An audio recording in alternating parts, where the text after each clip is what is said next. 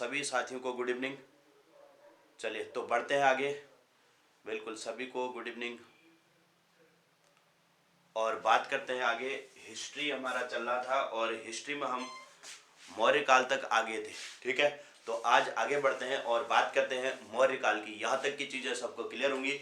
मगध राज्य का उत्कर्ष हमने देखा था और मगध राज्य में अभी तक जो हमने देख रखा है मगध राज्य, इसमें सबसे पहला वंश हमने देखा हर्यक वंश, उसके बाद शिशुनाग वंश,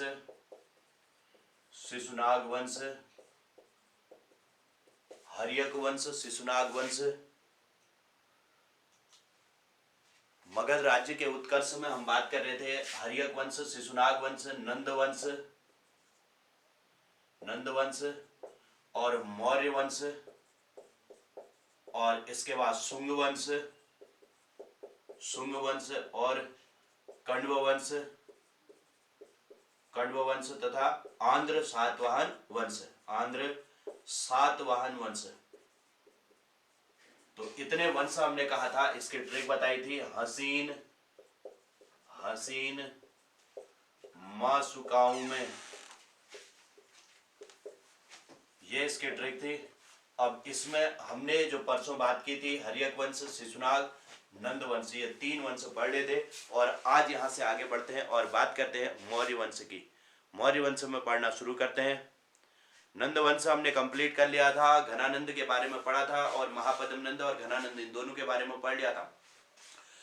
घनानंद के बारे के समय मैंने कहा था जब घनानंद ने यहाँ पर चंद्रगुप्त मौर्य का अपमान किया था, तो उसके बाद चंद्रगुप्त मौर्य और चाणक्य ने मिलकर के घनानंद की हत्या कर दी और मौर्य वंश की नींव रखी। ये हमने यहाँ पर अभी तक बात की है। तो आगे आप हेडिंग लिखेंगे मौर्य वंश। ठीक है, तो नेक्स्ट हेडिंग लिखेंगे सभी लोग मौर्य वंश, और मौर्य वंश को समझते हैं यहाँ से। तो हेडिंग लिखिए मौर्य वंश। और मौर्य वंश में मैंने आपको बताया है कि मौर्य वंश में तीन प्रमुख शासक थे, जिसमें से सबसे पहला नाम आता है चंद्रगुप्त मौर्य का। चंद्रगुप्त मौर्य सबसे पहले शासक थे। मौर्य वंश में तीन शासकों का मैंने नाम बताया था। एक नाम बताया था चंद्रगुप्त मौर्य और इनके पुत्र थे बिंदुसार, और बिंदुसार के पुत्र थे सम्राट अशोक। और अशोक के बाद अंतिम शासक हमने कहा था मौर्य वंश का, जो अंतिम शासक था उसका नाम था बृहदत्त। ठीक है, तो ये थे मौर्य वंश के शासक और इन्हीं शासकों के बारे में आज हम यहाँ पर बातें करते हैं। ठीक है, लिखा सब लोगों ने, इतना सब हेडिंग लिखी है मौर्य वंश।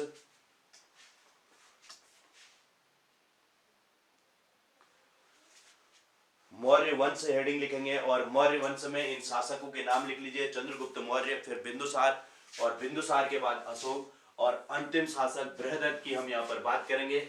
और सबसे पहले आप लोग हेडिंग लिखेंगे चंद्रगुप्त मौर्य।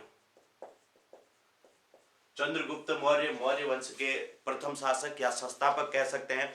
322 ईस्वी पूर्व से 298 ईस्वी पूर्व, 322 ईस्वी पूर्व से 298 ईस्वी पूर्व तक इनका शासन रहा।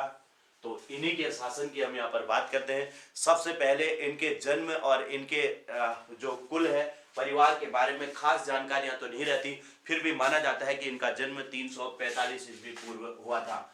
जन्म की अगर बात करें तो 345 ईस्वी पूर्व माना जाता है।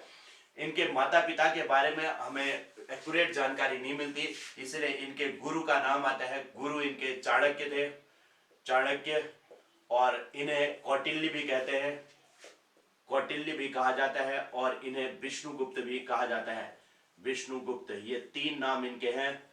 और कौटिल्य की एक रचना है, कौटिल्य की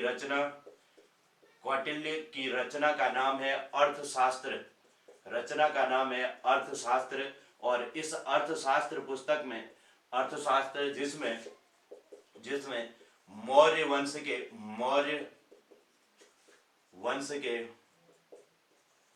वंश की राजनीतिक व्यवस्था का वर्णन मिलता है, राजनीतिक व्यवस्था का वर्णन मिलता है, वर्णन मिलता है। तो पूछा जाता है कि अर्थशास्त्र का संबंध किससे है, तो मौर्य वंश की राजनीतिक व्यवस्था से इसका संबंध है। मौर्य वंश की राजनीतिक व्यवस्था से संबंधित चाणक्य की अर्थशास्त्र है या फिर कौटिल्य की अर्थशास्त्र है। तो ये इनकी रचना होगी। अब यहां से हम बात करते हैं कि जो चंद्रगुप्त है, इन दोनों ने कौटिल्य और चंद्रगुप्त ने मिलकर के यहाँ पर समझना कि जो चाणक्य है, चाणक्य ने चंद्रगुप्त के साथ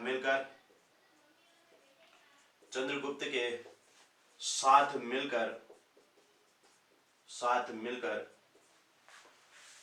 घनानंद की हत्या कर दी। घनानंद की हत्या कर मौर्य वंश की नींव रखी। मौर्य वंश की नींव रखी। तो इस तरीके से यहाँ पर मौर्य वंश की नींव पड़ी। अब बात करते हैं जो चंद्रगुप्त मौर्य के अभियान कौन कौन से थे। तो हेडिंग लिखेंगे चंद्रगुप्त मौर्य के अभियान। चंद्रगुप्त मौर्य के अभियान, यहां से हेडिंग लिखेंगे सभी लोग कि इन्होंने कौन कौन से अभियान किए, इनके समय पर कौन से अभियान हुए। ये 2-3 अभियान इनके समय के इंपॉर्टेंट रहते हैं। सबसे पहले इन्होंने मगध में आक्रमण किया। पहला जो अभियान है नंबर 1, मगध में आक्रमण। मगध में आक्रमण किया, लेकिन इस आक्रमण में इनकी हार होती है। और मगध में आक्रमण मतलब घनानंद पर आक्रमण। घनानंद पर जब इन्होंने आक्रमण किया तो पहले बिना छोटी मोटी सेना के साथ इन्होंने आक्रमण किया था। और इस युद्ध में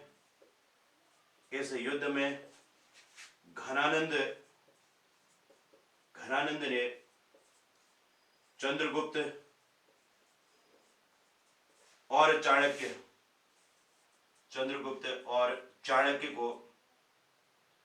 चाणक्य को पराजित कर दिया। पराजित किया। इस आक्रमण में पराजित होने के बाद ये दोनों यहां से भाग जाते हैं और दोबारा से अपनी एक सेना तैयार करते हैं। उसके लिए इन्होंने पंजाब में आक्रमण किया। दूसरा जो इनका अभियान होता है वो होता है पंजाब में आक्रमण। नंबर 2 आता है पंजाब में आक्रमण। अब होता क्या है, देखो इधर पर थोड़ा सा समझना। पंजाब में आक्रमण, इस समय पर यहाँ पर जो सिकंदर था, सिकंदर का भारत में आक्रमण हुआ था। जो सिकंदर के विजित क्षेत्र थे भारतीय सीमांत क्षेत्रों में, उन विजित क्षेत्रों पर इन्होंने वहां पर आक्रमण किया और वहां जीत हासिल करके उन राज्यों को इन्होंने अपने अधिकार में कर लिया जो सिकंदर के जीते हुए क्षेत्र थे। और वहां से इन्होंने एक अपनी विशाल सेना बनाई। ठीक है, तो पंजाब में आक्रमण, तो हम कहेंगे कि चंद्रगुप्त और चाणक्य ने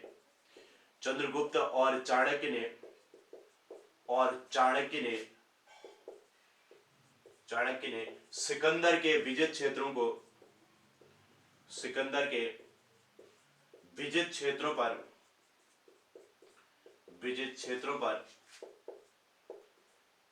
पर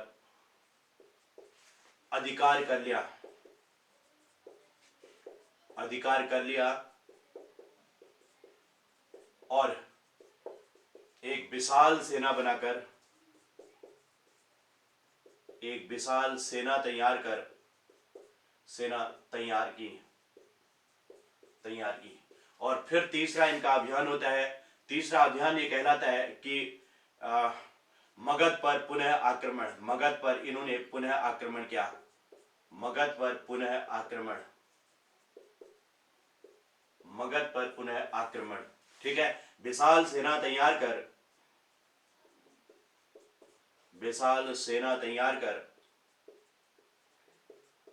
कर चंद्रगुप्त और चाणक्य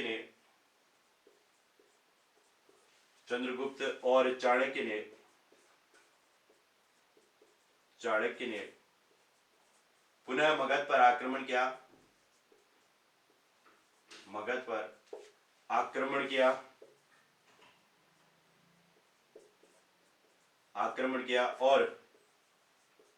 और घनानंद की हत्या कर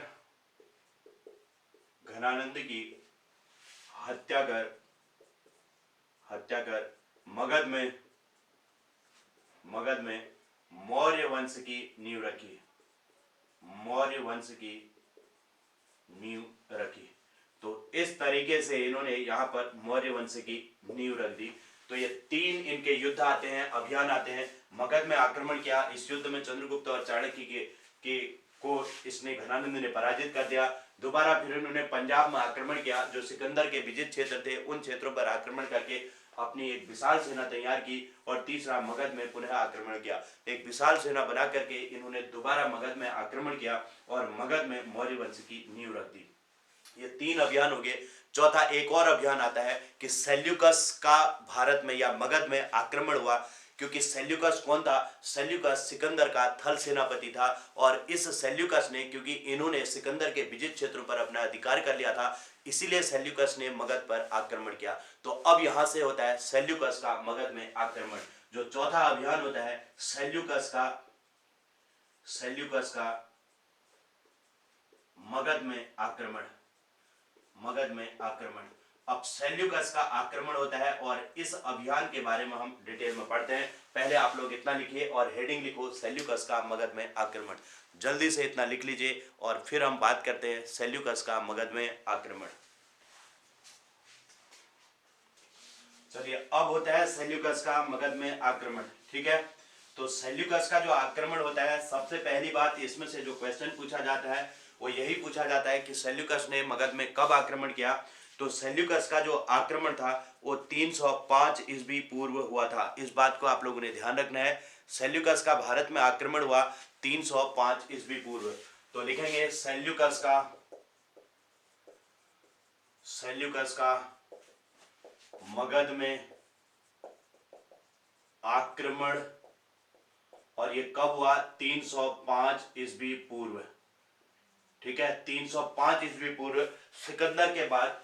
आप लोग ध्यान रखेंगे, भारत में विदेशी आक्रमण करने वाला पहला आक्रमणकारी कौन था? तो डेरियस फर्स्ट था भारत में आक्रमण करने वाला पहला विदेशी, जो कि फारसी था। ईरानी भी आक्रमणकारी कहते हैं इसको, ईरान या फारस कहते हैं। ईरानी आक्रमणकारी था ये डेरियस फर्स्ट। इसके बाद भारत में आक्रमण करने वाला था सिकंदर, ये दूसरा विदेशी था।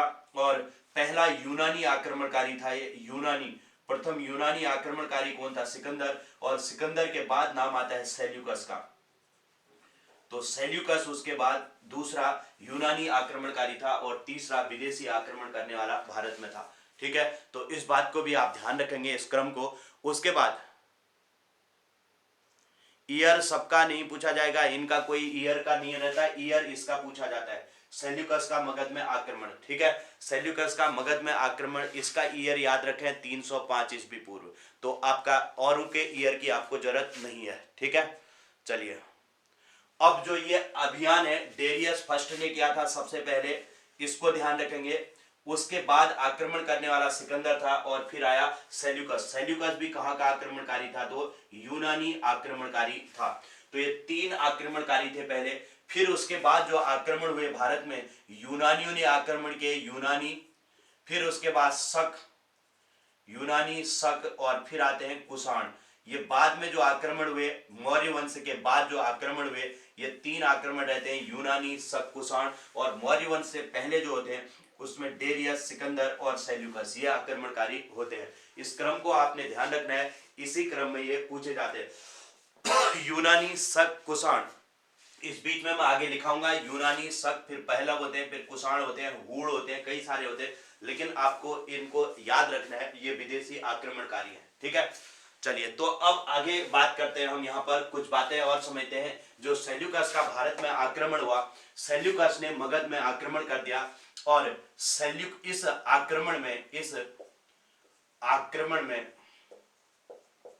आक्रमण में सेल्यूकस की हार होगी, सेल्यूकस की हार हुई और सेल्यूकस की संधि हुई। अब ये संधि क्या हुई इसको देखना, एक अपमानजनक संधि कह सकते हो। इसके तहत, इस संधि के तहत सबसे पहली बात, इसको सेल्यूकस को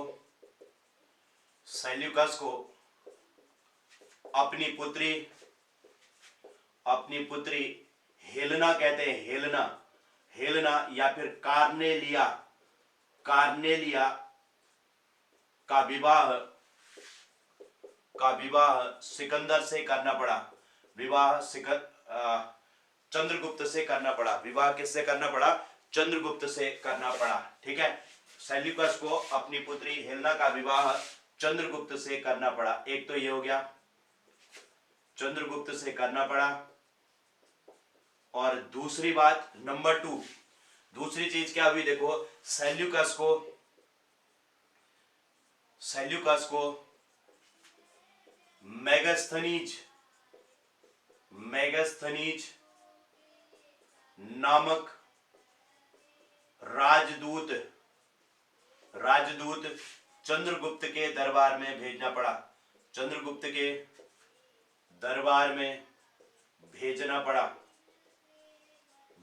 पड़ा। दो चीजें होगी। तीसरी बात, सेल्यूकस को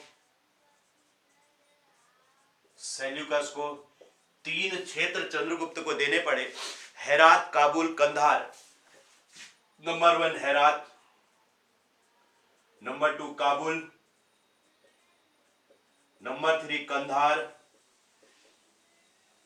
कंधार और नंबर 4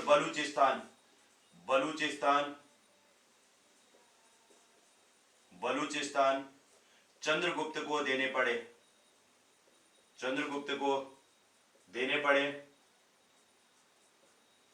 और साथ में एक चीज ध्यान रखना, चंद्रगुप्त ने सेल्यूकस को 500 हाथी उपहार में दिए।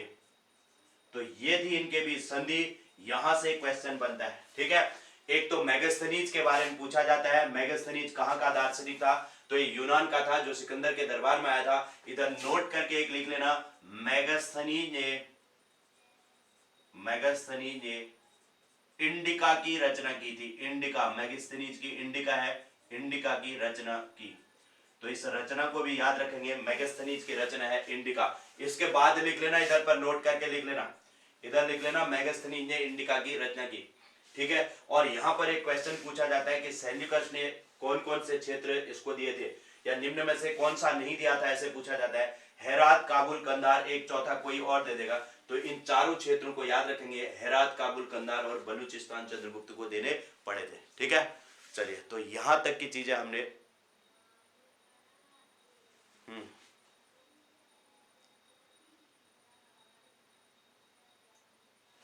इधर गलत लिख दिया क्या? सिकंदर के साथ, अच्छा चंद्रगुप्त के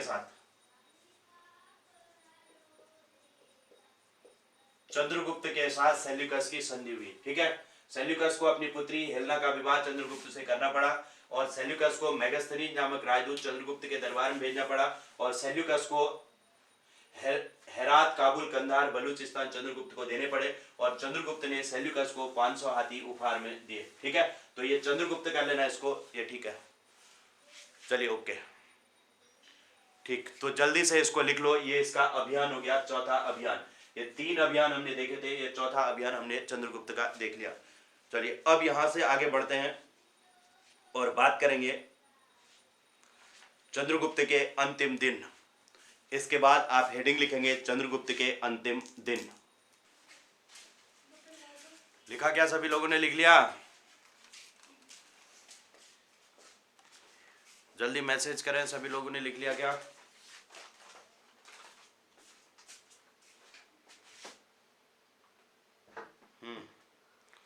जल्दी मैसेज करें, फिर आगे बढ़ते हैं यहां से।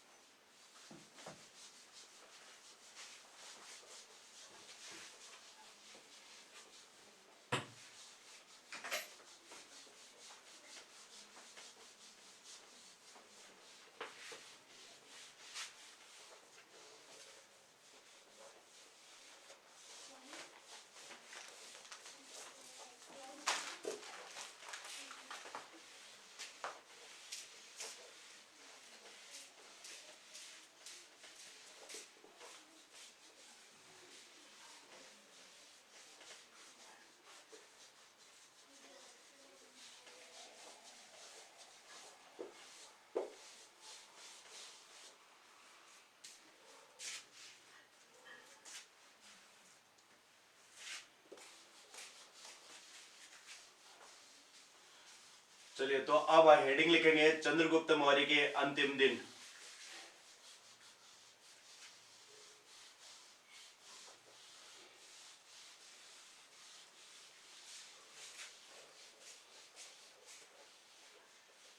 नेक्स्ट हेडिंग लिखेंगे चंद्रगुप्त मौर्य के अंतिम दिन।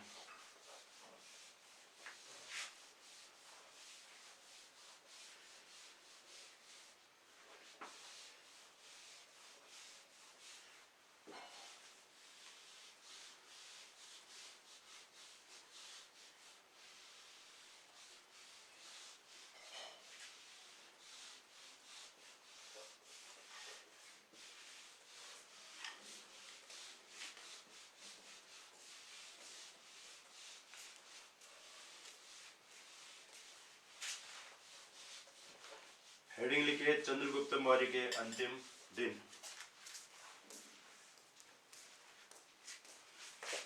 चंद्रगुप्त के मौर्य के अंतिम दिन। ठीक है, तो इसमें लिखेंगे अपने अंतिम समय में चंद्रगुप्त ने क्या किया। अपने अंतिम समय में चंद्रगुप्त ने जैन धर्म अपना लिया। कौन सा धर्म अपनाया? जैन धर्म अपना लिया। तो इसको ध्यान रखना, अपने अंतिम समय में चंद्रगुप्त ने जैन धर्म अपना लिया था। पूछा जाता है कि चंद्रगुप्त मौर्य किस धर्म के अनुयायी थे, तो जैन धर्म के अनुयायी थे। और इन्होंने भद्रबाहु के साथ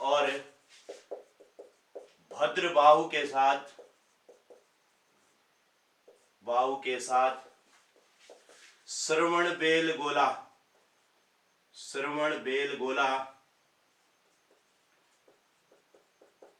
के जंगलों में जाकर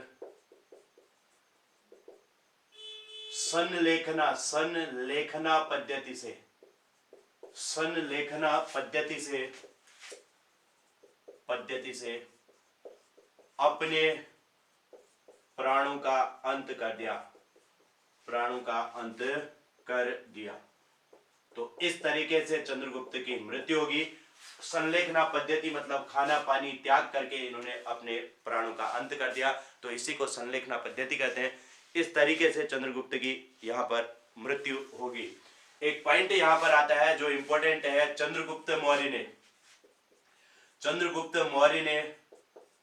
मौर्य ने सुदर्शन झील का निर्माण किया था।